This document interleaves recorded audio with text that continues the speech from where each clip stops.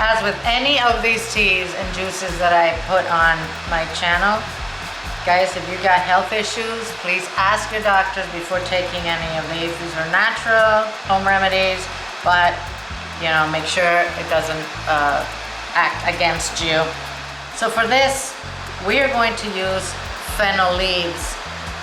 Fennel leaves are full of good things for you, but they're very, very good for digestion and when you're bloated and gassy. Excellent. So I'm gonna put some fennel leaves in here.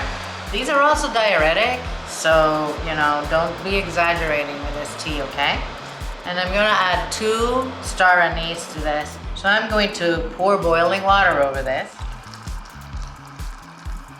And we're gonna let this steep for about 5 minutes. All right, our tea has steeped. By the way, I added about 1.5 cups of water. It doesn't really matter, but just so you know. Now we're just gonna strain it into our cup.